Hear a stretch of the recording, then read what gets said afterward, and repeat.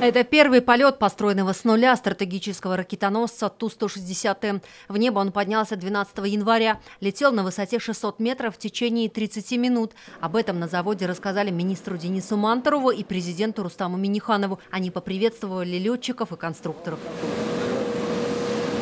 Программу модернизации легендарного «Белого лебедя» Ту-160М на Казанском авиационном заводе запустили в 2017 году по решению президента России. В этой версии самолета на 80% обновлены двигатели и основные системы. Вот я сегодня с Рустамом Нургалиевичем внутри кабины побывал. Помню прекрасно, какой облик был у машины, которая еще в советское время были произведены. Это, конечно, разительная разница. В рамках программы на заводе обновили более 40% оборудования цехов. Запущена в работу крупнейшая в мире установка электронно-лучевой сварки и вакуумного отжига титана. Большая часть коллектива прошла дополнительную подготовку. Уже в этом году самолет смогут передать заказчику для испытаний.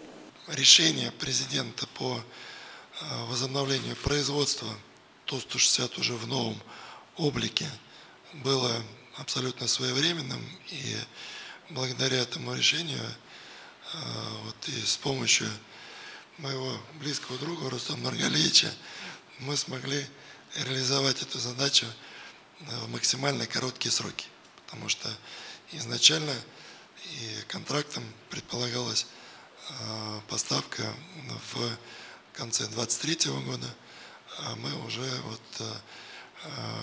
до конца второго квартала передадим машину в Министерство обороны для последующих государственных испытаний. Для создания нового поколения самолетов в авиапроме страны используют самые современные материалы. На Капо-Композит выпускают детали из полимерных композиционных материалов для самолета МС-21. Предприятие производит механизацию крыла и хвостового оперения.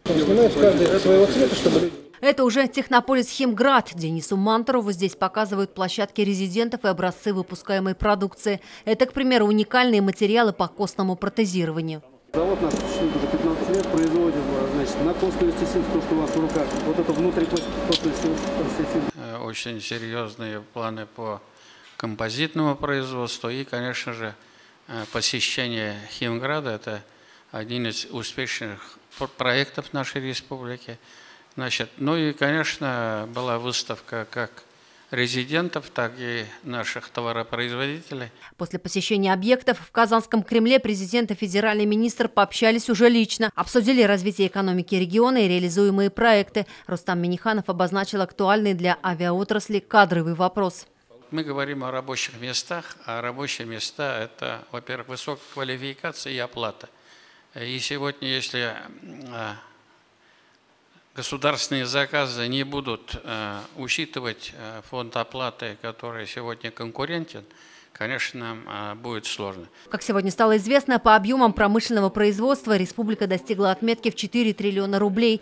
Президент Татарстана отмечает, это стало возможным благодаря поддержке федерального центра. Юлия Гоголева, Лина Зинатуллина, Марат Зайдуллин, ТНВ, Казань. Закажи рекламу на ТНВ. Телефон в Казани 5 705 100.